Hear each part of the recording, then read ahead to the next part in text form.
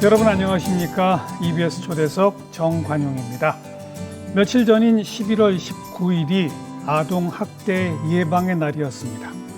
우리나라는 국제적인 약속인 유엔 아동권리협약 가입국가이기도 하고요. 그런데 여전히, 오히려 아동학대 신고 건수는 계속 늘어가고 있죠. 심지어 사망자들도 매년 나오고 있고요. 참 안타까운 일입니다. 오늘 이 아동인권 또 아동학대 이 문제에 대해서 좀 생각해 보죠. 유니세프 한국위원회의 아동권리본부장을 맡고 계신 정병수 본부장을 함께 만나겠습니다.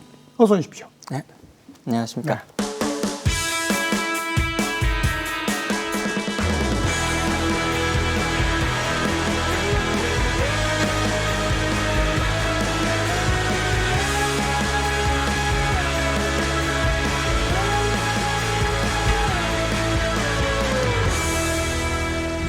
유니세프가 우리말로 하면 뭡니까? 유엔 아동 기금입니다. 기금? 네네. 언제 어떻게 시작된 거죠? 처음 시작은 이제 2차 세계대전 마치고 나서 전쟁의 가장 큰 피해를 보는 것이 아이들이구나. 전쟁 고아들이 많았죠. 네네. 그러다 보니까 국제사회에서 아이들을 돕기 위해서 이제 기금을 만들고 여러 가지 지원을 시작했습니다. 이제 그게 이제 지금의 유니세프의 첫 시작이었고요. 임시로 시작했는데 이게 임시로 해결될 일이 아니다. 그래서 정식 유엔 기구가 되었습니다. 네. 그래서 유엔에서 아동과 관련된 일을 어떻게 보면 도맡아 하고 있는 기구는 유니세프라고 할 수 있습니다. 그러니까 이름은 아동 기금인데 네네. 그냥 기금 조성해서 기금 조성에는 아무래도 선진국들이 참여할 거고 네네. 가난한 나라한테 아동 지원 사업 하라고 돈을 나눠주고 네네. 요 일 말고도 또 있습니까? 네, 그러니까 유니세프가 전 세계에서 한 190개 이상의 나라에서 활동을 하고 있습니다. 근데 말씀 주신 것처럼 이제 고소득 국가, 유엔에 회비나 돈을 내는 국가가 있고요. 그리고 이제 받는 국가가 있죠. 그렇죠. 사실 유니세프가 역사적으로 한국을 되게 중요하게 생각하는 것이 이렇게 도움을 받던 나라에서 그것도 아주 장기적으로 주는 나라로 변한 나라가 거의 우리나라가 유일하거든요. 그렇죠. 예. 그런데 이 고소득 국가로부터 받은 돈, 이 기금을 전 세계에 가령 전쟁이나 기근이나 혹은 지진과 같은 일이 벌어졌을 때 그 나라를 돕기 위해서, 그 나라의 아이들을 돕기 위해서 사용이 되고요. 그렇죠. 근데 지금 기후 위기나 이런 것처럼 일시적인 것이 아니라 만연되어 있는 문제들, 또 아동 학대라던가 이제 이런 문제를 해결하기 위해서 각국의 정부들과, 왜냐하면 그 정부가 그것을 제도화하고 정부를 이끄는 사람들이 그만한 마음과 역량을 가져야 되기 때문에 이제 그런 일들을 지원하는 것을 유니세프가 하고 있습니다. 우리나라는 이제 도움을 받던 나라에서 이제는 돈을 내는 나라가 된 거 아닙니까? 네네. 꽤 많이 내죠, 우리도? 네, 많이 냅니다. 많이 내고요. 이게 이제 정부가 내는 돈이 있고요. 그리고 일반적인 시민들이 내는 돈이 있는데요. 모금해서? 네네. 그런데 우리나라가 정부가 내는 돈도 많이 늘었지만 이 시민들이 이제 풀뿌리 모금이라고 하죠. 지금 유니세프 한국위원회는 전국에서 한 50만 명 정도의 분들이 십시일반 모금한 돈으로 연 1,500억 이상을 유엔에 지금 유니세프 본부에 보내고 있습니다. 근데 그 돈이 기업이나 이런 어떤 돈 많은 분들의 돈도 있지만 대부분이 정말로 10,000원, 20,000원, 30,000원씩 후원하는 분들에 의해서 이루어지고 있습니다. 그렇게 유니세프 한국위원회는 그러면 범국민적 모금 활동을 해서 유엔 본부에 이렇게 보내는 거, 그 일 외에 국내 아동을 위한 활동은 뭘 합니까? 네, 국내 아동을 위해 하는 활동이요. 저희가 이제 아무래도 이제 도움을 주는 나라가 되다 보니까 유니세프는 이 도움을 주는 나라에서 할 수 있는 활동이 제한되어 있습니다. 일단 첫 번째로는 이미 아동과 관련돼서 일을 하게 돼야 되는 조직들이 갖춰져 있습니다. 정부 조직이라던가 학교라던가. 그렇죠. 그럼 이제 그런 곳이 좀 더 아동 권리 협약을 잘 지키고 아동 친화적으로 운영될 수 있도록 지원하는 역할을 하고요. 그리고 아동 권리에 대해서, 아동 권리 협약에 대해서 많은 사람들이 잘 알고 제대로 알고 이것을 제대로 실천할 수 있도록 돕는 일도 하고 있습니다. 그러니까 돈 모아서 어려운 어린이들한테 직접 가서 나눠주고 이게 아니라 어찌 보면 좀 정책적이고 전략적인 그런 일들을 많이 하게 되겠군요. 네, 맞습니다. 네. 자, 제가 오늘 시작하면서 우리나라는 유엔 아동권리협약 가입국가다 이런 말을 했는데 유엔 아동권리협약은 언제 체결됐습니까? 유엔 아동권리협약은 1989년에 유엔에서 이제 채택이 된 국제법이고요.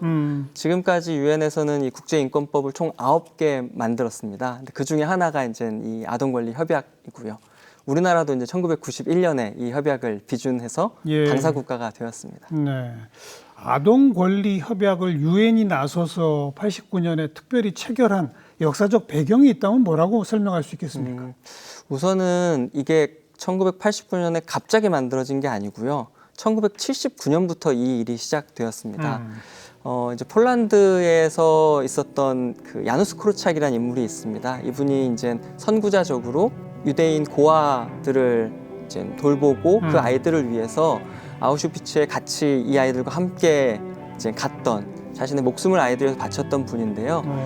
이분이 계속적으로 주장했던 것이 아이들을 위한 아동 권리에 대한 법이 필요하다였습니다. 그래서 이분이 탄생했던 것을 기념하기 위해서, 100주년을 기념하기 위해서 폴란드 정부가 유엔에 아동의 권리를 위한 법을 우리 이제 만들자라고 제안을 했고요. 1979년이 세계 아동의 해였습니다. 그래서 그때부터 10년에 걸쳐서 전 세계 전문가들과 정부들이 모여서 논의한 끝에 1989년에 만들어지게 되었습니다. 아동 인권, 아동의 권리라고 하면 가장 기본이 되는 건 뭡니까? 우선 가장 중요한 것은 아동도 사람이다라고 생각을 하고요. 아동도 사람이죠. 네, 맞습니다. 당연히 맞는 말인데요. 그런데 아직 미성숙하기 때문에 사람으로 취급 안 한다. 네. 그래서 우리 어렸을 때도 넌 언제 커서 사람이 될래? 그렇죠. 이런 얘기들 종종 어르신들 하셨잖아요. 그런 것처럼 오랜 세월 동안 아이들을 하나의 독립된 인격체로 보기보다는 어떻게 보면은 누군가의 소유물이거나 부모의 소유물. 네. 그렇죠. 그리고 때로는 국가의 소유물. 이제 이렇게 좀 인식되거나 혹은 노동력을 위해서 혹은 종족을 어떻게 번성하기 위해서 이제 이렇게 많은 사람들이 아동의 존재를 좀 생각해 왔는데 그리고 부모의 말을 따라야 되는 존재로만 생각을 했는데 아이들도 한 사람의 인간이구나. 그렇죠. 독립된 인간이구나라는 것을 어떻게 보면 법적으로 선언한 게 아동권리 협약의 의미인 것 같습니다. 부모의 소유물로 인식하는 이런 게 동양권 유교 문화가 더 좀 센가요? 그렇지는 않은 것 같습니다. 전 세계가 똑같아요? 네네. 전 세계가 비슷한 것 같고요. 근데 다만 거기로부터 어떻게 변화되느냐, 뭐 계몽되느냐라는 부분에 있어서는 아마도 문화적으로나 국가적으로는 차이가 좀 있었던 것 같습니다. 그러니까 예컨대 지금 우리가 아동 학대 얘기를 할 때도 북유럽의 나라들은 아이들 정말로 잘 대한다, 뭐 폭력 없이 아이들 잘 양육한다라고 하지만 그 나라도 처음부터 그랬던 건 아니었거든요. 스웨덴 같은 나라는 아동에 대한 전면적인 체벌, 부모가 아이를 때려서도 안 된다라고 하는 것을 법으로 만든 게 1979년이었습니다.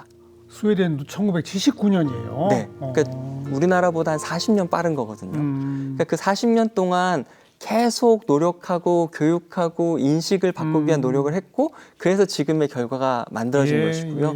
이제 우리는 사실 시작 단계이기 때문에 그렇죠. 조금은 좀 뒤처졌다라고 볼 수도 있지만 또 그들의 어떤 시행착오를 우리는 잘 배워서 훨씬 더 효율적이고 효과적으로 할 수 있다라는 또 긍정적인 면도 있는 것 같습니다. 그러니까 스웨덴도 79년에 부모가 자녀를 때려서는 안 된다라는 법을 만들었다는 얘기는 그때까지 계속 때렸다는 얘기. 그렇죠. 네, 맞습니다. 그런 거죠. 네네. 그 부모가 자녀를 소유물로 생각하다 보니까 지금 뭐 입에 올리기도 실은 끔찍한 용어지만 한때 왜 동반 자살. 네, 맞습니다. 내 소유물인데 내가 그냥 자살해 버리면 쟤들 어떻게? 그러니 그냥 그 표현 자체가 사실 동반 자살. 사실은 자녀 살해 후 자살. 이게 맞는 건데. 네, 맞습니다. 그 용어 자체가 막 뒤죽박죽되고 그랬었잖아요, 옛날에는. 네, 맞습니다. 정확히 지금 지적해 주셨고요. 그러니까 우리가 알게 모르게 우리가 사용하는 언어나 여러 가지 표현 속에서 그러니까요. 아이들을 독립된 인격체로 보기보다는 그렇게 좀 소유물 혹은 종속적인 존재, 수동적인 존재로 봤던 일들이 좀 많이 있었던 것 같습니다. 그래서 이제 국제법적으로 유엔 아동권리 협약이라는 게 만들어졌고 우리도 국회 비준 거쳐서 가입을 했으면 거기 의무사항이 유엔에 매년 그 아동 인권에 대한 보고서를 내야 되잖아요. 네네. 네. 그죠? 네. 5년에 한 번씩 내도록 되어 있습니다. 이 매년이 아니라 5년에 한 번? 네네. 우리는 그 보고서의 내용이 대체로 어떻습니까? 지금까지 대한민국 정부는 총 4번의 심의를 유엔 아동권리위원회로부터 받았습니다. 근데 초기에 보면은 정부가 냈던 보고서에 그런 내용이 있습니다. 가령 우리나라가 아동권리협약을 비준했을 때 좀 유보했던 내용이 있습니다. 그 중에 하나가 자녀의 부모 면접권인데요. 이게 부부가 이혼하게 됐을 때 아이를 만나야 되는데 이게 그 전에는 부모의 자녀 면접 교섭권만 허용됐고 자녀의 부모 면접 교섭권은 인정하지 않았던 거죠. 그러니까 아빠랑 같이 사는 아이가 엄마가 보고 싶은데 엄마 아빠가 그걸 원하지 않으면 아빠가 원하지 않으면은 못 보죠. 예, 못 보았던 거죠. 근데 이런 것이 사실 아이들에게는 되게 중요한 문제인데 정부에서는 우리나라 정부가 유보한 이런 조항들이 아동의 인권에 그리 큰 영향을 미치지 않는다라고 이렇게 이제 이야기를 하거든요. 그러니까 정부가 혹은 이 국가가 바라보는 아동의 관점이 어떻게 보면은 상당히 좀 부정적인 부분도 있었고 제한적인 부분도 있었고 별것 아니라고 생각했던 부분도 있었는데요. 이게 4번의 심의를 거치면서 좀 변화되기 시작했습니다. 특히 이제 2010년도를 기점으로 해서 좀 많은 변화가 좀 생기고 있고요. 그래서 이런 걸 통해서 국제사회에 우리의 현실이 보여짐으로 인해서 우리도 자성하게 되고 변화하려는 노력을 하는구나. 또 비교가 되니까요. 네네. 이게 단순 비교를 해보면요. 북한과 우리나라를 비교해 보면요. 초기에 90년대의 권고사항이나 보고서 내용을 보면 비슷한 게 상당히 많습니다. 아이고, 북한하고 우리가? 네네. 근데 지금은 많이 달라졌습니다. 그랬겠죠. 단일 민족이기 때문에 이주민에 대한 차별은 없다. 이게 이제 양쪽 다 공통된 의견이었거든요. 근데 지금은 우리는 다문화 사회로 접어들고 그래서 그러한 차별이라던가 불합리한 것을 우리가 없애기 위해서 노력하고 있다. 이렇게 바뀌게 됐는데 북한은 여전히 네, 그런 상황입니다. 자, 오늘 제가 시작하면서 며칠 전인 11월 19일이 세계 아동학대 예방의 날이다. 이건 언제 만들어졌습니까? 아동학대 예방의 날도 사실 만들어지는 좀 됐습니다. 좀 됐고요. 근데 이제 그 시작에 대해서는 뭐 단체나 유엔이나 이런 게 좀씩 이제 시작 기점에 대한 날짜 연도는 좀 다르지만 이제 우리나라에서도 이걸 지키기 시작한 것은 이제 한 20년 가까이 된 것 같습니다. 20여 년 전부터 이 날을 이제 우리도 기린다. 네. 그런데 우리는 요즘 아동 학대 신고 건수가 늘어난다잖아요. 네네. 왜 그렇습니까? 사실 신고 건수가 늘어나는 것은 꼭 부정적으로만 볼 필요는 없는데요. 이게 이제 왜냐면은 신고 안 하던 걸 하니까. 그렇죠. 네. 몰랐던 걸 내가 알게 됐으니 그 전까지는 이게 문제가 아니라고 생각했는데 이제 문제라고 생각하니까 신고를 더 하게 되는 거죠. 그래서 단순히 신고 건수가 늘어난 것만을 가지고 우리가 더 문제가 심각해졌다라고 볼 수는 없을 것 같고요. 근데 다만 재학대 비율이라던가 그리고 신고가 정말로 얼마나 심각했고 그 이후에 어떤 일이 벌어졌는지 이제 이런 부분들이 우리가 좀 더 주목해야 될 부분이라고 생각합니다. 그러니까 신고 건수 늘어난 것이 악화됐다는 걸 증명하지는 않는다. 네네네. 그러면 악화됐다는 걸 증명하지는 않는다. 그러나 좋아졌다고 말할 수는 없는 거 아닌가?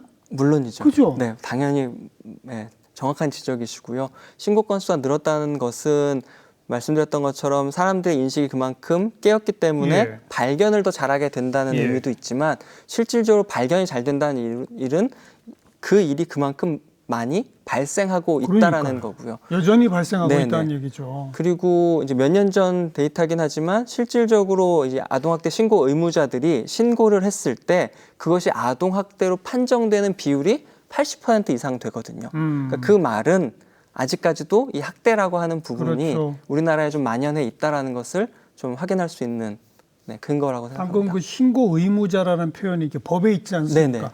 예를 들면 학교 선생님, 뭐 병원 의사 이런 분들은 자신이 이렇게 봐서 이 아동이 학대 당한 것으로 보인다 싶으면 반드시 신고해야 되는 그런 의무자인 거죠.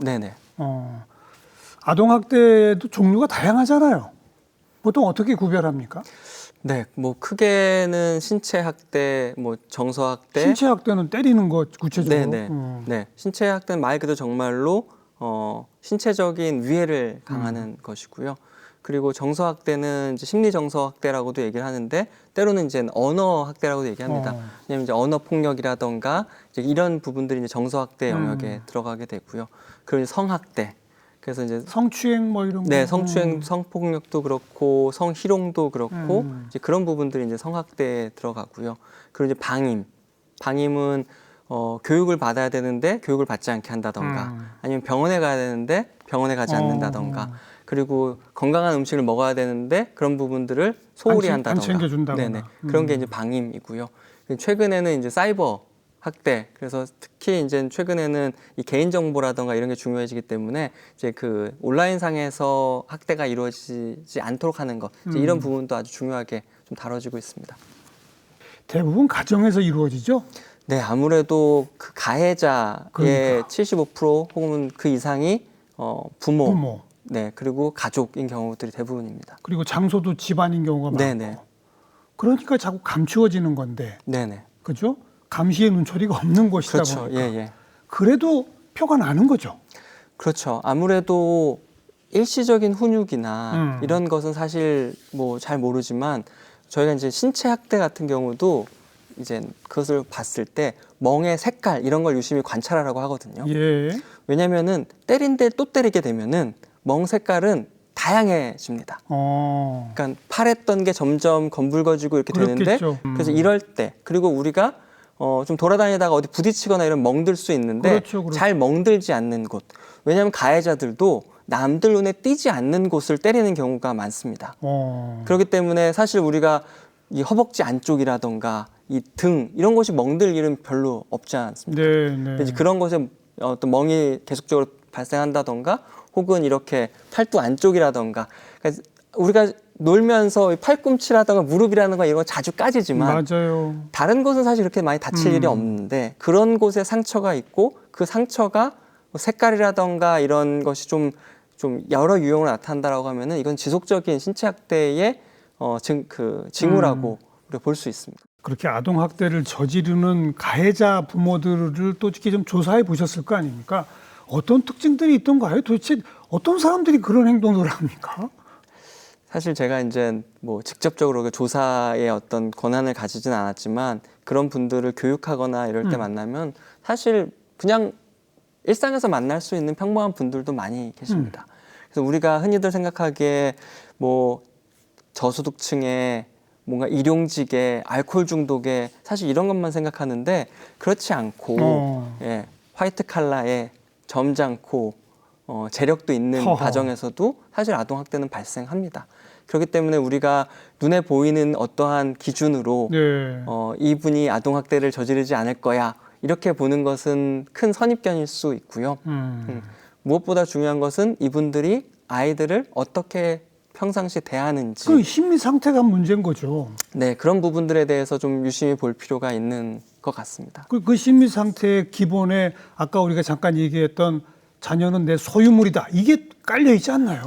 네, 그렇습니다. 소유물이기도 하고 또 때로는 그렇기 때문에 내 욕구를 혹은 내 꿈을 실현시킬 대상이기도 한 거죠. 하하.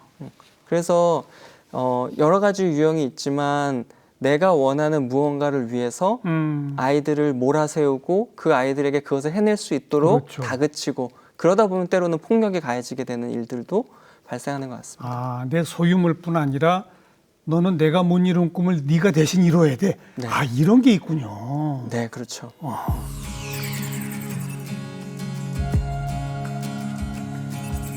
When one push me down this road, hurricanes and twisters, tear the leaves off the trees and we're blown around and fill the streets with glitter. Take my hand and slow it down,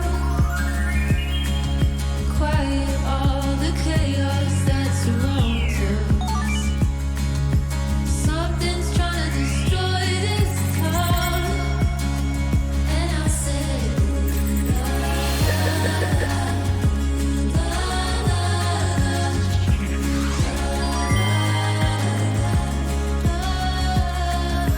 we can wait it out. 아동 학대를 획기적으로 줄여나간 외국의 모범적인 사례들이 있지 않겠습니까? 아무래도 획기적으로 줄였다기보다는 점진적인 부분이 꾸준히. 네. 근데 앞서서 말씀드렸던 스웨덴도 지속적으로 국민들에게 알리고 정보를 제공하고 교육을 진행하고 이런 일들이 계속 되었습니다. 물론 제도적으로 처벌을 강화한다던가 이제 이런 부분도 필요하겠지만 예. 무엇보다도 중요한 것은 예방이기 때문에 미리미리 알고 그리고 어떻게 행동하고 어떻게 실천해야 되는지에 대해서 계속적으로 도움을 줄 수 있는 부분이 그렇죠. 필요하고요. 그리고 평상시에는 괜찮더라도 내가 스트레스를 받고 내가 힘들면 사실 나도 모르게 함부로 하는 경우도 생기기 때문에 아이들과 함께하는 양육자나 혹은 그런 관련된 선생님들이나 전문 종사자분들이 내가 아이와 함께하는 이 시간이 퀄리티 타임이 될 수 있게 행복한 시간이 될 수 있게 그렇게 제도적으로나 환경적으로 조성해 주는 것도 네. 아주 중요하다고 생각합니다. 그래도 우리나라 뭐 최근에 끔찍한 일들이 좀 벌어지면서 아동학대에 대한 이제 입법 조치 제도는 좀 많이 갖춰졌잖아요. 네네. 그래서 뭐 신고가 들어가면 경찰만 가는 게 아니라 뭐 아이를 어떻게 보호할지 또 부모에 대해서는 어떻게 교육을 할지 뭐 이 종합적인 시스템은 좀 갖춰져 있습니까? 네네. 최근 몇 년 사이에 좀 그런 시스템들이 좀 강화가 됐고요.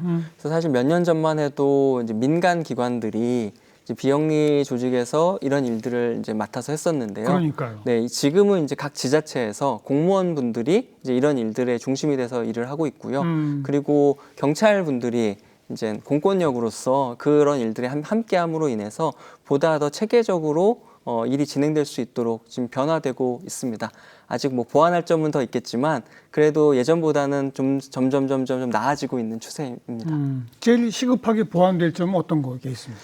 일단 제 입장에서는 제일 중요한 것은 이 일을 진행하시는 분들이 좀 더 아동에 대해서 이해하고 아동의 입장에서 아동을 대변해 줄 수 있는 전문성을 갖추는 건데요. 그거죠. 가령 경찰로서 훌륭한 분이지만 예. 이 경찰관이 아이들에 대한 이해 그리고 아동에 대한 나의 그 세계관이 앞서 말씀드렸던 것처럼 지적해 주셨던 것처럼 아 내가 아이들은 종속적인 존재야 혹은 소유물이야 라고 생각하지 않고 독립적이고 존엄한 인간이야 라고 생각하고 그런 방식으로 이 아이들 대할 수 있는 경찰관이 된다면 더할 나위 없이 좋을 것 같습니다. 그러려면 교육이 필요하잖아요. 네네. 그 교육이 이루어지고 있습니까? 뭐 나름 여러 가지 좀 교육들과 이런 게 있는데 이제 문제는 이 분들이 교육을 받을 수 있으려면은 그만한 시간도 확보돼야 그러니까요. 되고 예산도 확보돼야 네, 되는데 네. 이미 현업에서 너무 바쁜 사건들을 담당해야 될 게 너무 많고 이러니까 사실은 그런 교육들을 충분히 받기에는 좀 어려움이 있는 것 같고요. 그래서 바라는 것은 이런 아동과 관련돼 있는 일을 하시는 뭐 공무원분들, 경찰관분들 이런 분들이 양성 과정부터 아동과 관련돼서 체계적으로 트레이닝을 받고 좀 특화된. 네, 특화된 우리 그 정신건강의학과 예. 교수님들도 그 의사분들도 성인에 대한 걸 하고 나서 오히려 더 심화된 트레이닝을 받고 이제 아동 정신건강의학 전문가가 되시는 것처럼 네, 경찰관이나 사회복지사 이런 분들도 아동을 위한 특화되어 있는 트레이닝을 받고 그분들이 오히려 더 전문가로서 인정받고 그만한 대우를 받게 되면은 훨씬 좀 이런 일들이 좀 잘 이루어지지 않을까. 알겠습니다. 네, 그런 생각이 듭니다. 자, 우리가 이제 아동 인권, 아동 권리 기본에 대해서 짚어봤고 제일 좀 어찌 보면 부끄러운 아동 학대 얘기를 좀 했다면 아동 권리를 조금 더 적극적으로 신장시키는 그런 의미에서 유니세프의 활동이 요즘 눈에 띄는 것들이 있더라고요. 첫 번째가 아동 친화 사회를 만들자는 차원에서 지자체와 함께 아동 친화 도시를 만든다. 이건 어떻게 하는 겁니까? 뭐 아동 친화 도시를 만든다라고 했을 때요. 좀 웃긴 얘기지만 중국 같은 경우는요. 유니세프랑 중국 정부가 100개의 아동 친화 도시를 건설하겠다 이런 목표를 중국 정부가 세웠거든요. 근데 이제 그건 중국 스타일일 거고요. 이제 우리나라는 이미 도시들은 존재하고 240여 개의 지방자치단체가 있고요. 근데 문제는 이 지방자치단체가 하는 행정의 업무들이 아동을 고려한 일들이 별로 없었다는 거거든요. 인구조사에는 아동이 늘 10에서 20%의 인구를 차지하는데 정작 아동과 관련된 일을 총괄하는 부서가 없었습니다. 그래서 처음 아동 친화 도시를 시작하면서 아동 친화 도시를 하기 위해서는 지자체에 아동 친화 팀이 필요하다. 그래서 아동의 정책을 총괄하고 조정하고 챙길 수 있는 팀이 필요하다라고 저희가 요청을 했거든요. 그래서 그때부터 만들어지기 시작해서 지금은 아동 친화 도시를 추진하고 있는 지자체에는 다 아동 친화 팀 혹은 아동 팀이 생겼습니다. 전국에 몇 개 정도가 있습니까? 지금 저희와 협약을 맺고 진행 중인 곳이 한 130개 정도 되고요. 어이구, 많군요. 네네. 그리고 저희에게 그래서 일정의 요건을 통과해서 인증을 받은 지자체가 지금 94개의 지자체가 있습니다. 인증까지 해주시는군요. 네네. 그러면 그 94개 인증받은 곳은 아동 친화 팀이 다 있어요. 네네. 그 팀은 뭐 해요? 그 팀이 하는 일들이 지금까지 우리나라에서 이 행정체계상 물론 제가 모르는 부분도 있겠지만 중앙에서 기초지자체로 내려온 행정체계에서 아동과 관련된 일이 가장 중요한 게 저소득 아동을 위해 했던 드림스타트 그리고 아동 학대, 아동 보호 사실 이 두 가지가 중심이었거든요. 예, 예. 근데 그 외에도 아동 관련된 일들은 많이 있습니다. 예컨대 공원을 만들 때, 놀이터를 만들 때 이것도 사실 아이들 관련된 일이고요. 예. 학교 주변의 보행 안전을 위한 어떤 건설을 하는 것도 예, 예. 아이들을 위한 거고요. 예. 근데 그런 일들을 아동의 관점에서 아동을 위해 생각해 보지 못했던 거죠. 근데 이 아동 친화 팀은 지자체 내에서 그런 일들을 아동의 관점에서 때로는 아동의 목소리를 직접 들어서 그런 일들이 지자체 내에서 펼쳐질 수 있도록 하고 예. 중요한 의사결정에 아이들의 입장을 때로는 아동의 목소리를 듣고 반영하도록 하는 일들을 하고 있습니다. 모든 지자체의 사업을 할 때 아동 관점에서 한 번 더 생각해 보자 이건데 네네. 그런데 그 아동 친화 팀을 만든다고 거기 아동이 들어가 있는 건 아니잖아요. 네네, 맞습니다. 다 성인들이잖아요. 네. 성인인 그 팀원들은 아동들한테 자꾸 이렇게 소통을 합니까? 네, 그래서 오. 지자체에 저희가 권고하는 게 아동참여위원회 혹은 어허. 아동의회라는 것을 만들도록 권고하고 있습니다. 이야. 그래서 보통 이제 몇십 명에서 혹은 이제 몇백 명까지의 아이들이 지역의 의사결정에 참여하기 위한 좀 다양한 활동들을 하고 있고요. 예, 예. 그런 의견들을 모아서 이제 지자체 사업이나 제도에 반영하도록 하는 것이 이 아동 친화팀의 역할이기도 합니다. 실제로 아동위원회 의회들도 다들 많이들 만들어요? 네네네, 많이 만들고 있습니다. 거기 어떤 아이들이 참여합니까? 지역의 다양한 아이들이 참여합니다. 그리고 저희가 또 이제 권고하는 게 무엇보다 이제 아동 권리에 중요한 것은 차별이 없어야 되는 것. 그래서 저희도 이제 For Every Child라고 하는 게 모든 아이들이기 때문에 보통 이런 참여 활동도 정보가 있는 가정, 그러니까 엄마가 적극적이라던가 이제 이런 가정이 먼저 알 수 있습니다. 그렇죠, 그렇죠. 그렇기 때문에 지역에서 그런 접근성이 좀 낮은 아이들을 위해서 별도로 지자체가 노력을 해서 참여시켜라. 네, 일정 부분 이상은 뭐 소수 아동, 예를 들면 학교 중심이 아니라 학교 밖 청소년도 함께 할 수 있게 예, 이제 예. 이런 가이드를 좀 하고 있습니다. 그런 식으로 다양하게 구성된 아동위원회나 이제 이런 게 뭐 정기적으로 모이겠죠. 네네네. 그러면 이제 어린이 여러분, 우리 이번에 이런 공원 만들려고 하는데 어때요? 뭐 이렇게도 하고 그러는 거죠. 네네, 맞습니다. 네. 뭐 어떤 지자체에서는 뭐 놀이터 주치 그러니까. 이런 사업을 해서 동네 놀이터들 그 아이들이랑 같이 쭉 모니터링 해보고 다녀보고. 네네 개선할 부분들의 의견을 듣고 실질적으로 반영을 하기도 하고요. 그리고 아동의 의견을 듣고 이것을 이제 사업적으로 푸는데 저희가 이제 이런 일을 하면서 좀 필요하다고 생각되는 게 약간의 통역사가 좀 많이 필요하겠다라는 그렇죠. 생각을 합니다. 그렇죠. 아이들의 얘기를 행정과 정책의 언어로 바꿔주는 통역사. 그 예컨대 제가 한 번은 지자체에 갔었는데 그 지자체의 아이가 이런 얘기를 하더라고요. 학교 끝나고 집에 갈 때 너무 통학로가 어둡다. 그래서 가로등을 뭐 25m 간격으로 좀 만들었으면 좋겠다. 그래서 그 얘기를 이제 관련된 과에 가서 전달을 했더니 그 과에서는 이미 20m 간격으로 되어 있는 가로등을 25m 간격으로 하라는 게 무슨 말이냐. 그래서 제가 이제 여쭤봤던 게 혹시 이 학생, 이 아이의 의견은 뭘 원했던 것 같으세요? 라고 했더니 그거야 깜깜하니까 무섭다는 더 거지. 밝게 해달라는 네. 거지. 그래서 네, 그 의미인데 아마도 아이가 기존의 가로등이 20m라고 알았다면은 모르겠죠, 그거. 네, 저도 모르니까요. 알았다면 어떻게 했을까요? 그랬더니 그럼 10m 얘기했겠지 뭐 이렇게 말씀하시더라고요. 그렇죠, 그래서 그렇죠. 그게 아이들이 원하는 건데 어떻게 방법이 없을까요? 그랬더니 이분이 고심을 하신 거예요. 왜냐하면 이미 지자체는 예산을 마련해 놓고 사업이 이미 전년도에 잡혀 있으니까. 그래서 국리를 하시다가 잡으신 방법이 이 전기료를 좀 아끼고 더 밝게 하고 있는 LED 조명으로 교체하는 사업이 그렇죠, 있었습니다. 그렇죠. 그래서 그 사업을 아이들 통학로 위주로 먼저 시작하겠다라는 의사결정을 해주신 거죠. 그랬더니 아이들은 내가 낸 의견으로 변화된 지자체를 경험하게 되니까 그렇죠. 스스로에 대한 효능감도 생기고 내 지역에 대한 애착도 생기고 그리고 내가 무언가 할 수 있다는 경험도 하기 때문에 그런 게 정말로 좀 의미 있는 경험들인 것 같습니다. 아동 친화 도시 뭐 벌써 인증받은 데가 90곳이 넘는다. 뭐 나머지도 곧 다 하겠네요. 네. 뭐 다 하면 좋겠고요. 그렇죠? 네, 근데 저희는 뭐 저희에게 모든 지자체가 다 인증받는 것도 중요하지만 이제는 이런 기준이 그냥 보편이 돼야죠. 네, 베이스라인이 되어서 중앙 정부가 지자체는 이 정도는 해야 돼. 이 정도는 하면 알겠습니다. 우리가 다 지원해 줄게. 이런 거 했으면 좋겠습니다. 자, 그리고 또 아동 친화 학교를 만들어가고 있다. 네네. 초등학교는 전부 아동 친화 학교여야 되는 거 아니에요? 네, 맞습니다. 그러니까요. 네. 사실 우리나라 학교는 많이 아동 친화 학교고 선생님들이 많이 노력을 하신다고 생각합니다. 근데 마찬가지로 이제 유니세프가 이야기하는 이 아동 친화 학교에는요, 이제 여기도 마찬가지로 두 가지가 중요한데 차별이 없는 것과 그리고 참여 활동이 이루어지는 것입니다. 사실 학교 환경은 아동 친화적인데 가령 이제 초등학교에서도 이제 이런 얘기가 있습니다. 뭐 선생님이 우리 뭐 예를 들면은 소풍 갈 건데 뭐 의견 내봐. 그리고 다 들은 다음에 다 얘기해줘서 고마워.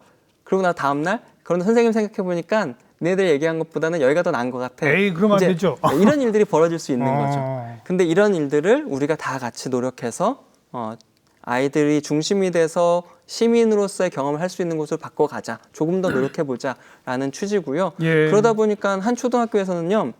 이제 아이들이 이런 공간에 대한 얘기를 하다 보니까 그 아동친화학교 교장 선생님이 정말 획기적인 선택을 하신 게 1층에 있는 교장실을 아이들을 위해 내어주고 맨 꼭대기층에 있는 구석진 곳을 교장실로 옮겨가셨어요. 이제 이런 일들의 변화가 좀 생기는 거죠, 학교에서도. 아동 친화 학교도 유니세프가 인증합니까? 네네, 인증을 하고 있습니다. 많이 참여하나요? 지금 아동 친화 학교는 전국에서 지금 한 50여 개 학교가 하고 있고요. 왜 그거밖에 안 되죠? 아무래도 저희가 지금 시작한 지 얼마 안 됐고요. 그리고 이 여러 가지를 할 때 저희가 교육청이랑 파트너십으로 하다 보니까 속도는 조금 천천히 가고 있습니다. 시작 단계군요. 네네. 아동 친화 기업 사업도 합니까? 네, 아동 친화 기업도 하는데요. 기업은 저희가 인증을 하는 것은 아니고요. 요새 뭐 ESG라던가 이렇게 기업들이 좀 사회적 책임에 대한 중요성을 좀 가져가기 때문에 이런 일들을 아동 관점에서 좀 더 잘할 수 있도록 하기 위한 어떤 방안을 제시한다던가 협업을 한다던가 좀 이렇게 좀 진행하고 있습니다.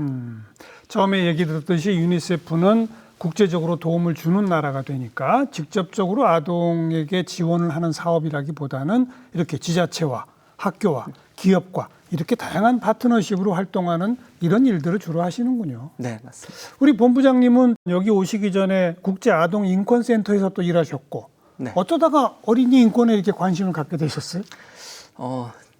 사실 아동과 관련된 분야에 일하는 남자가 사실 별로 많지 않습니다. 그래서 저도 좀 이제 남자가 좀 별로 없는 상황이어서 근데 저도 사실 처음에는 아동 관련된 일을 이렇게 하고 싶어서 한 건 아니었고요. 처음에 계기는 대학 때 아르바이트식으로 이제 과외를 통해 만났던 한 아이 때문에 이제 아동에 대한 관심을 가지게 됐고요. 이제 돌이켜 생각해봤을 때 그 아이는 이제 아스퍼거 신드롬이라는 이 발달 장애의 한 유형. 그게 뭐예요? 어떤 증상입니까? 발달 장애인데요. 근데 이제 아스퍼거는 고기능 발달 장애입니다. 그러다 보니까 언어라던가 혹은 인지적 능력은 뛰어나고 그런데 사회성이 좀 잘 안 되고 그러다 보니까 뭐 또래 관계가 좀 어렵고 뭐 이런 좀 측면이 좀 있습니다. 근데 이제 제가 그 아이를 과외 형태로 이제 만나서 일주일에 한두 번 만나서 과외를 하다 보니까 아이가 친구를 사귀고 싶어 하는데 초등학교 5학년이었거든요. 그래서 제가 이제 나가서 동네 놀이터 가서 친구들 같이 놀 수 있게 하고 막 아이스크림 사주고 막 이랬거든요. 그렇게 이제 좀 동네에서 아이들과 이렇게 어울려 지내는 모습이 좋아 보였는지 그 집에 이제 어머니가 저한테 매일매일 와서 한 2시간씩 아이 숙제도 봐주고 이렇게 챙겨주면은 그 당시에 한 달에 한 100만 원 정도를 주겠다고 하더라고요. 그 당시에 뭐 대학 등록금이 한 200만 원 정도니까 큰 돈이죠. 네. 근데 제가 그 얘기를 듣고서 반가운 게 아니라 약간 좀 속상하더라고요. 왜냐면은 이제 부모님이 집에 들어오셨을 때 자녀가 자신이 원하는 그런 어떻게 보면 특성을 가지지 못했기 때문에 오히려 강아지에게 더 애정을 쏟으시고 그런 모습을 제가 보고 그냥 그게 좀 속상했습니다. 그래서 어떻게 하면은 저런 부모에게 내가 좀 쓴소리를 해줄 수 있을까? 그냥 치기 어린 생각에 그런 고민을 하다가 그럼 내가 그런 얘기를 하려면은 뭔가 전문가가 돼야겠구나. 그러려면은 공부를 더 해야겠구나. 그래서 이제 아동에 대한 공부를 하기 시작했고 그 흐름이 지금까지 이제 오게 된 것 같습니다. 뭐 현장에서 다양한 활동을 하시며 다양한 아동들을 만나셨을 텐데 참 기억에 남는 그런 사건들도 꽤 있었을 것 같아요. 네. 예를 들어보자면 사실 이제 아이들의 의견을 듣기 위해 제가 전국을 다녔었거든요. 근데 이제 아이들로부터 배우는 게 참 많습니다. 이제 한 번은 아이들이랑 같이 워크숍을 진행하는데 이제 한 발 앞으로라는 활동이 있습니다. 그게 이제 내가 가상의 인물이 돼보고 어떠한 조건이 주어졌을 때 내가 이것이 할 수 있다 생각하면 한 발씩 앞으로 나가는 거거든요. 그러니까 예를 들면 내가 내 얘기가 다른 사람들이 잘 들어준다고 생각하면 한 발 앞으로, 내가 원하는 음식을 먹고 싶다고 하면 한 발 앞으로, 이제 이런 프로그램이거든요. 근데 아이들이 자신의 역할을 주어지고 나서 그 활동을 쭉 진행하고 나면은 시작점은 같았는데 쫙 아이들이 펼쳐지게 됐습니다. 그렇죠. 그래서 제가 이제 맨 앞에 나가 있는 한 여학생에 가서 맡은 역할이 무엇이냐라고 물었더니 자기가 맡은 역할은 국회의원이었다. 그리고 제일 앞으로 나왔다. 그 뒤를 돌아봐라. 그때 뒤를 돌아보는 거예요. 그래서 뒤에 처음 시작점은 같았지만 지금 서로 다른 위치에 있는 이 친구들을 보니까 어떤 생각이 드냐. 그랬더니 눈시울이 붉어지면서 울음을 터뜨렸어요. 그러더니 미안하다고 얘기하더라고요. 네, 미안하다는 표현을 하더라고요. 그래서 제가 왜 미안하냐 했더니 내가 국회의원으로서 나만 이 앞에 있는 것이 너무 미안하다 그러더라고요. 근데 한 4-5걸음 저 뒤쪽에 있던 한 아이가 이렇게 얘기하더라고요. 네가 왜 미안해? 그래서 제가 무슨 의미야? 라고 했더니 네가 국회의원이면은 뒤에 있는 우리를 앞으로 나갈 수 있게 해야 되는 거지. 그렇지. 왜 거기서 미안해하고 멈추냐. 넌 우리를 앞으로 나가게 하는 거야. 라고 얘기를 하더라고요. 두 마음 다 좋네요. 네네. 그래서 제가 그 활동을 하면서 너무 큰 깨달음을 얻었습니다. 아이들을 위해서 아이들이 동등한 기회를 누려서 인간다운 삶을 모든 아이들이 누릴 수 있도록 하는 일들이 국회의원뿐만 아니라 우리 모두가 의무이행자로서 해야 되는 거구나. 그런 깨달음을 아이들을 통해서 얻었었습니다.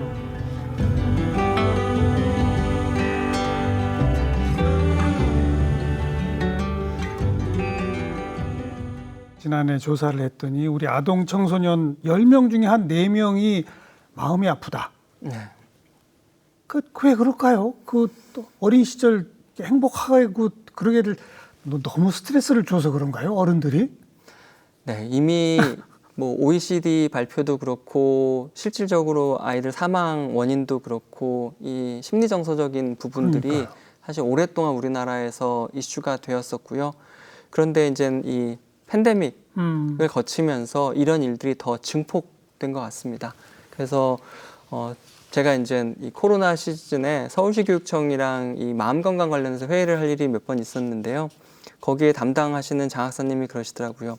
코로나 이전과 이후에 학생 자살률이 190%, 200% 이상 증가했다고. 그러니까 그만큼 심각한 일이 벌어지고 있는 거죠. 근데 우리가 어떤 문제가 발생했을 때 이 하인리 법칙 얘기하듯이 300대 29대 1인 거죠. 한 명의 큰 사건이 발생했으면은 전조 증상이 29번 그리고 그것을 야기할 수 있는 게 300번 이상. 그러면은 그만큼 많은 아이들이 자살했다는 것은 300배 그렇죠. 많은 그 이상의 아이들이 어려움을 겪고 있다는 그렇죠. 그런 반증인 것 같습니다. 특히 코로나 때 서로 만나지도 못하고 네네. 이러면서 더 심각해진 거죠. 네네. 가장 큰 원인은 성인들한테 있는 거 아닙니까? 네. 뭐 아무래도 그렇죠. 성인들이 그리고 이 사회를 어떻게 보면 주도하는 게 성인이기 때문에 성인들이 좀 더 이런 일들을 좀 체계적으로 고민하고 배려하고 신경 쓰고 좀 예방적 차원의 고민하면은 정말 좋지 않을까. 그 마음껏 뛰놀아도 참 부족할 그 어린 아이들한테 무슨 뭐 의대 입시반이다, 뭐다 선행학습이다 그런 부모님들한테 뭐라고 말해주실래요? 제가 이제 뭐 제 얘기보다 이제 2019년에 제가 한 4-5년 정도 전국에 있는 아이들과 같이 함께 의견을 모아서 유엔에 아이들이 직접 자신들의 얘기를 하기 위해서 보고서를 썼었습니다. 근데 아이들이 전국에서 모인 아이들이 자기가 직접 그 보고서의 제목을 썼는데 그 제목이 교육으로 고통받는 아동이었습니다. 그렇죠. 네. 전 그 제목이 지금 아이들의 마음을 그대로 얘기해 주는 걸 생각하거든요. 교육이라고 하는 것은 인간의 권리 중에서 아주 중요한 권리인데 아이들은 그것을 권리로 향유하는 것이 아니라 지금 그것이 폭력으로 다가오는. 그때 아이들이 얘기했던 게 왜 어른들은 주 40시간, 주 50시간이라는 근로시간 제한을 두고 우리에게는 학습시간 제한을 두지 않느냐. 이제 이런 얘기도 했었거든요. 그래서 이제 학습 노동 이제 이런 걸 이제 화두로 아이들이 직접 던지기도 했습니다. 자, 폭력이고 고통이다 교육이. 네. 그걸 가해자는 전부 부모님 아닙니까? 부모고 사회고 제도고 네, 그런 것 같습니다. 자, 아까부터 그 우리가 아동학대 예방 등등으로 여러 가지 법적 제도적 절차들을 빠른 속도로 밟고 있다라고 했는데 아직 우리는 아동 기본법이 없죠. 네네. 왜 없습니까? 사실 우리나라가 아동 관련된 법이 발전해 온 것을 보면요, 뭐 아동 복리법이라던가 청소년 보호법, 아동 복지법 이제 이런 그 이름에서 들을 수 있듯이 아이들을 위해서 정부가 해왔던 법들은 어떻게 보면 보호, 육성 이런 부분에 가까웠고요. 기본법이라는 건 제가 법학자는 아니지만 기본적으로 이 국가가 갖고 있는 법적인 어떤 근간, 가치 철학이라고 얘기를 하시더라고요. 그러니까 즉 아직 우리나라는 이 아동 18세 미만의 모든 사람이라고 하는 아동에 대해서 국가가 어떻게 해야 될지에 대한 그 기준이 기준점이 없는 거죠. 네네. 지금 그 아동 기본법 제정 운동은 계속 진행되고 있잖아요. 네네. 네. 뭐 조만간 이제 결실을 보겠죠. 네, 결실을 보면 좋겠는데 이게 참 아이들 관련된 거에서 어려운 게 동의는 많이 해주시는데 근데 막상 함께 하려고 하면은 필요한데 왜 안 되죠? 사실 그 이상 나가지 않을 때가 많습니다. 그래서 누군가가 정말로 책임감을 가지고 함께 국회에서도 해주시기를 간절히 바라고 있습니다. 우리 본부장님 앞으로 계획이 있으시다면? 저는 지금까지는 사실은 아동을 위해서 일하는 사람들과 아동 권리에 대해서 좀 더 잘 알고 이것을 좀 잘해보기 위한 노력을 했는데요. 사실 그 영역이 뭐 사회복지, 법 이렇게 저도 이제 뭐 보건복지부, 법무부, 뭐 교육부 이런 부서와 관련된 일들을 좀 해왔는데요. 지금은 좀 다채로운 파트너들과 함께 일을 좀 해보고 싶습니다. 가령 국토교통부와 LH공사. 최근에 제가 LH공사랑 좀 자주 만나거든요. 왜냐하면 아이들을 위한 도시, 네, 아이들을 위한 공간, 아파트 단지 이제 이런 것이 중요하기 때문에 그렇죠. 네, 그리고 뭐 국민체육진흥공단 우리 앞서서 마음 건강도 얘기했지만 몸 건강과 마음 건강이 함께 이루어지게 하기 위해서는 이제 그런 부처들, 그런 공공기관들 그래서 좀 기존에는 사람들이 많이 생각하지 못했던 아동 권리 이러면은 떠올리지 못했던 그런 파트너들과 함께 다양한 활동을 하면서 좀 사회 저변에서 좀 다양한 접근을 좀 해보고 싶습니다. 세상 모든 일을 아동의 관점에서 한번 다시 생각해 보게 하는 좀 줄곧 앞에서 이끌어 주시기 바라겠습니다. 그냥 배우면서 열심히 해보겠습니다. 오늘 말씀 잘 들었습니다. 고맙습니다. 네, 감사합니다.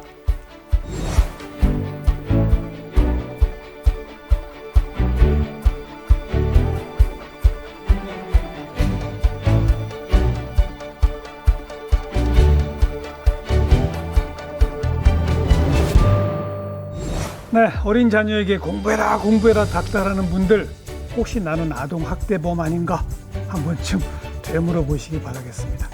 다음 시간도 뵙죠. 안녕히 계십시오.